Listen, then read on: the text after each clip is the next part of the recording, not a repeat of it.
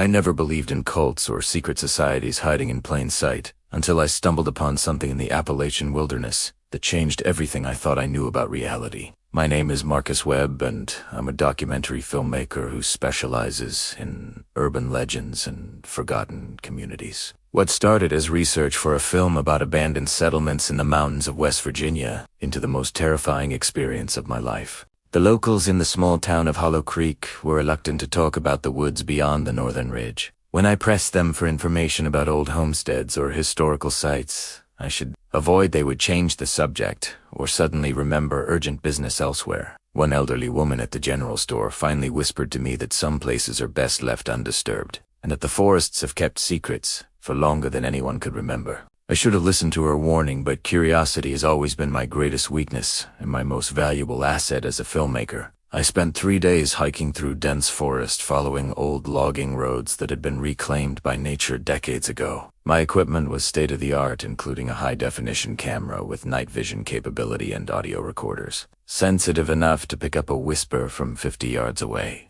On the 4th day, I discovered the first sign that something unusual existed in these woods. It was a carved symbol on a massive oak tree about 7 feet off the ground, consisting of interlocking circles and angular lines that seemed to shift when I looked at them from different angles. The carving was old, but not ancient, perhaps 30 or 40 years based on how the bark had grown around the edges.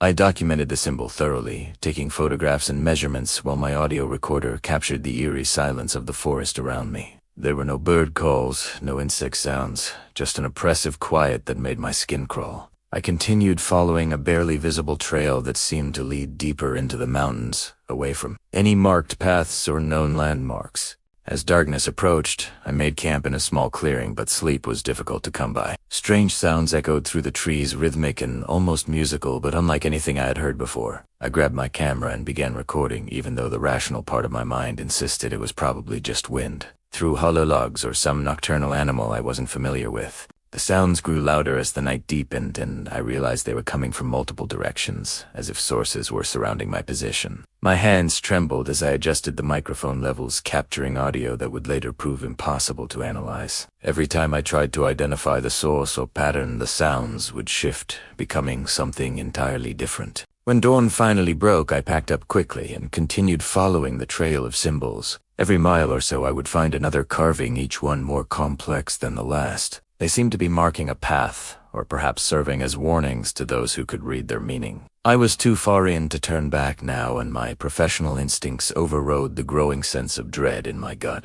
By midday, I discovered evidence of recent human activity. Footprints in the soft earth, near a stream too many to count, and all heading in the same direction. There were also remnants of camp's crude fire pits surrounded by stones and areas where the undergrowth had been cleared away. Someone, or many someones, had been using this route regularly. I followed the footprints for another 2 hours until I heard voices in the distance. I immediately switched my camera to silent mode and crept forward using the dense vegetation as cover.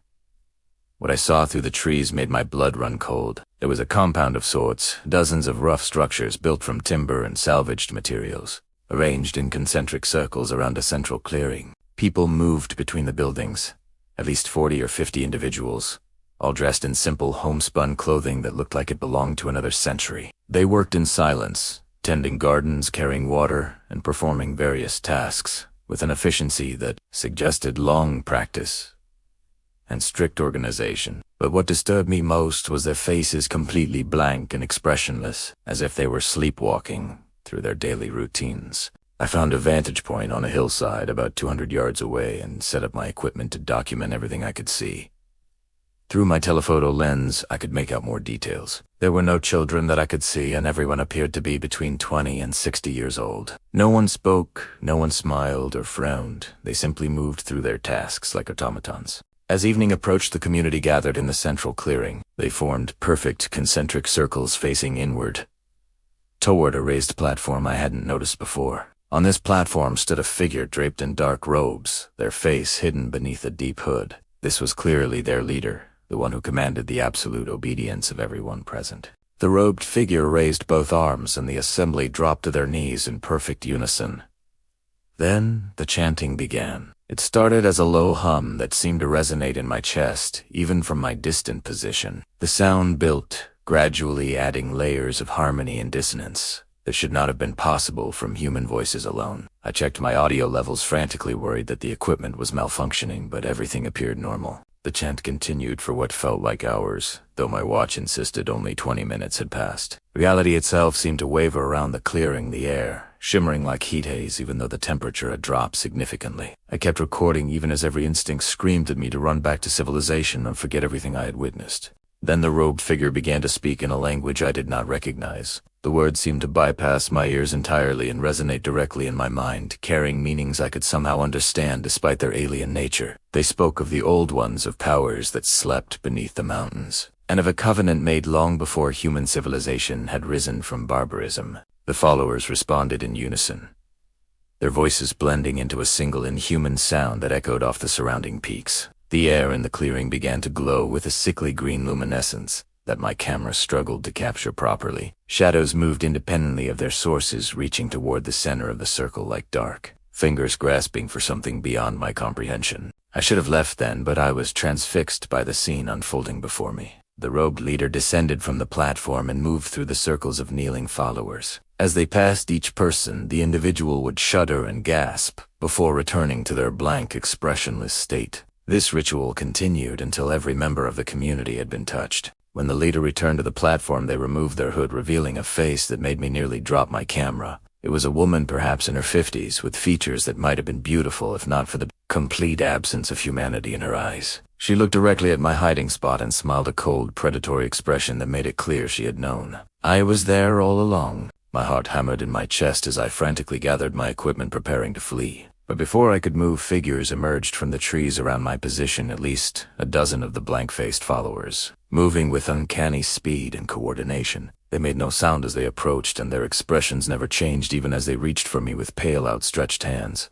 I ran crashing through the underbrush with my backpack bouncing painfully against my spine. Behind me, I could hear them following, their footsteps perfectly synchronized like a single organism with many legs. I had no idea where I was going, only that I needed to put as much distance as possible between myself and that nightmare clearing. Night fell quickly in the dense forest, and I stumbled through darkness, illuminated only by brief flashes of my camera light. The pursuit never wavered, no matter how many obstacles I put between us. They seemed to know exactly where I was at all times, moving through the trees with practiced ease, while I crashed along like a terrified animal. Eventually, I burst through a line of trees and found myself on a steep, rocky slope. I lost my footing and tumbled down the incline, my equipment scattering around me as I rolled. When I finally came to rest at the bottom, I could barely move, my body battered and my ankles screaming in pain. Above me, I could see silhouettes lining the ridge, looking down at my prone form. They did not descend to finish whatever they had planned. Instead, they simply stood there watching and waiting. The woman in robes appeared among them and raised one hand in what might have been a gesture of farewell or a promise. Then as one, they turned and melted back into the forest, leaving me alone in the darkness with my terror and my precious recordings. I lay at the bottom of that slope for what felt like hours, unable to move and terrified that any sound would bring them back. When I finally managed to collect my scattered equipment and drag myself to my feet, the first light of dawn was breaking through the trees. My ankle was badly swollen, and every step sent jolts of agony through my leg, but adrenaline and sheer desperation kept me moving. The journey back to civilization took 2 days of agonizing progress through terrain that seemed determined to kill me. I had to stop frequently to rest and check my recordings, making sure that the data cards were intact and the files were not corrupted.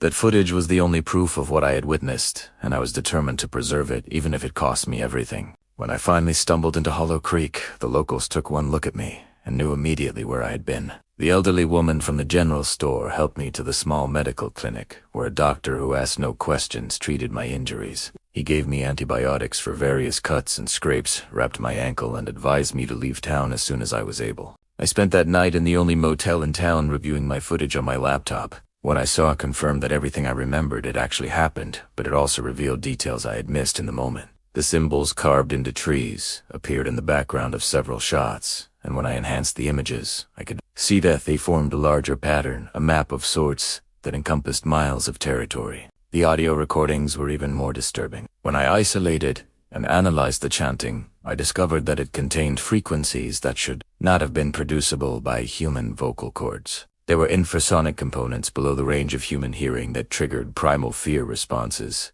and ultrasonic elements that seemed designed to induce altered states of consciousness.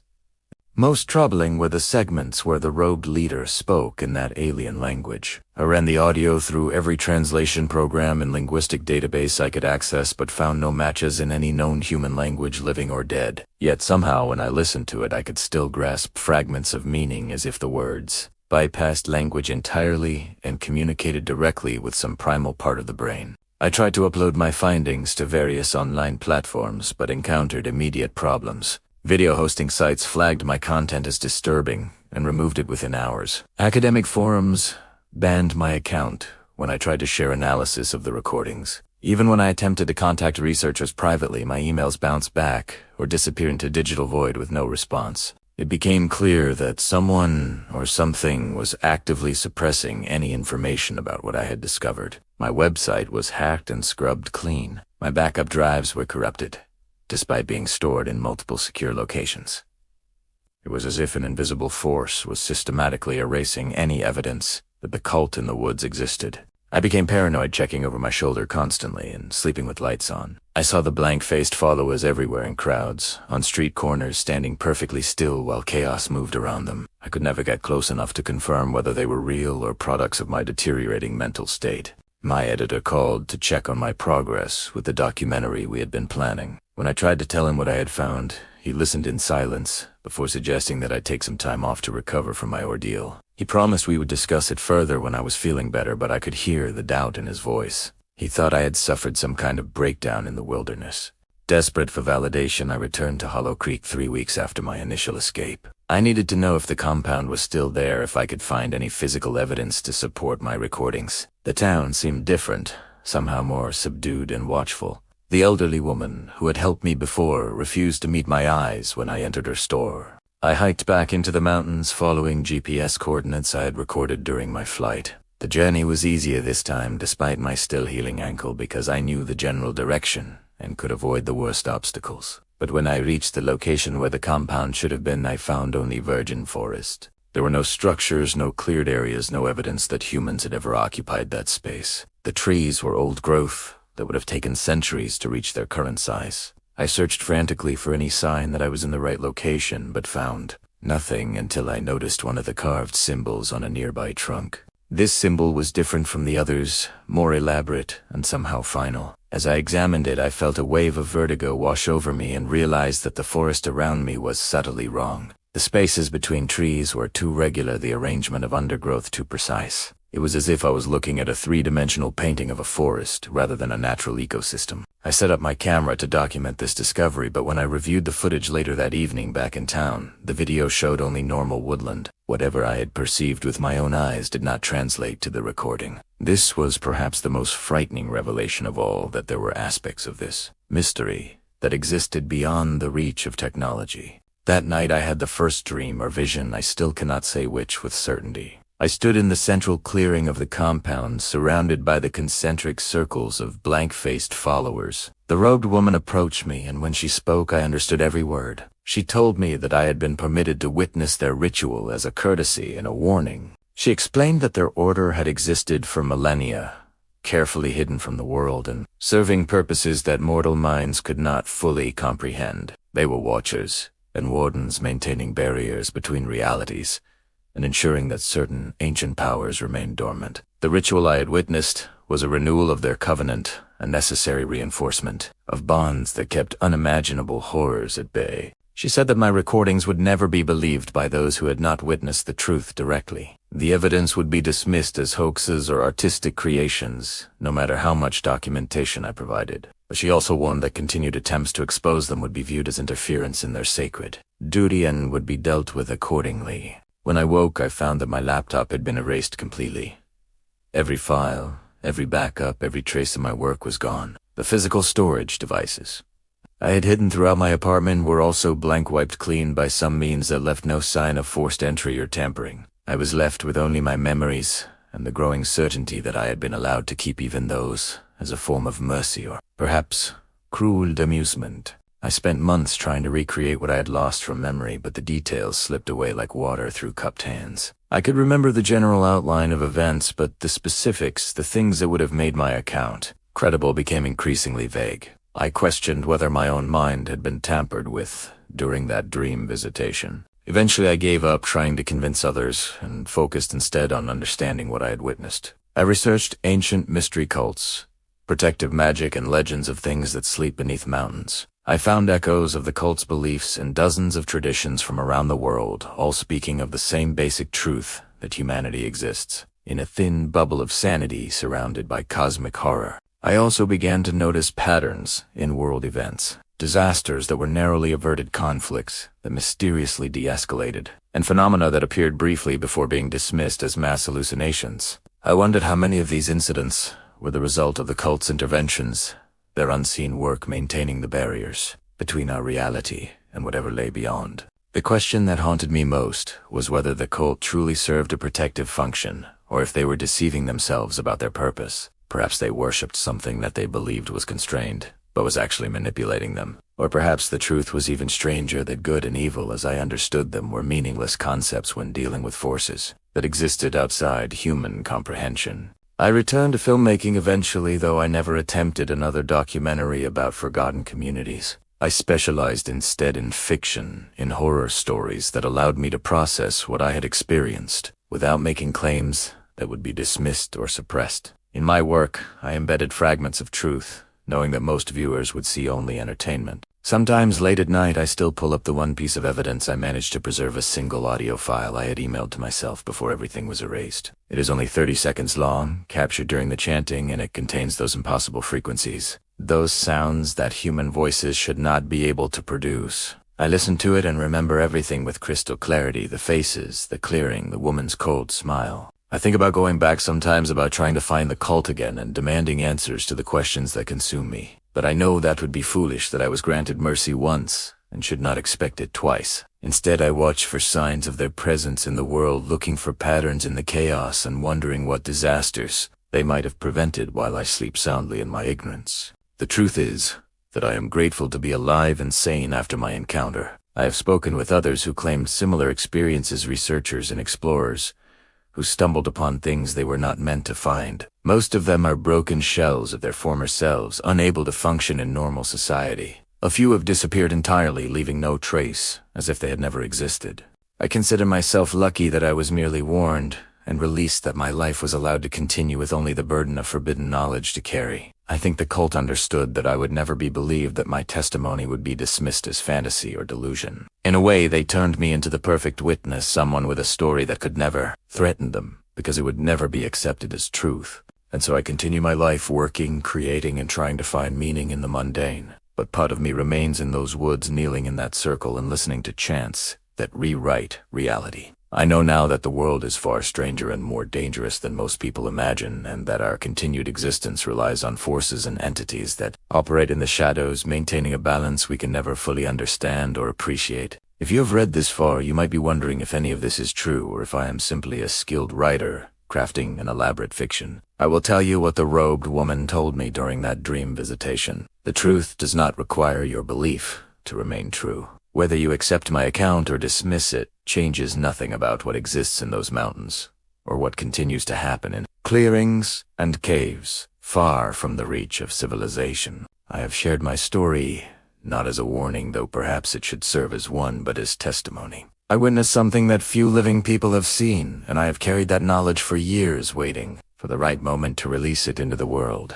Perhaps someone reading this will recognize elements from their own experiences, or maybe this account will help someone else who stumbles upon mysteries that defy explanation feel less alone. The cult in the woods did not want to be found, and they have ensured that they never truly will be. But I recorded their last ritual, at least the last one I was permitted to witness, and that recording existed, even if only briefly. I saw behind the veil that separates everyday reality from the deeper truths that lurk beneath, and that vision has marked me forever, as surely as the symbols carved into ancient trees.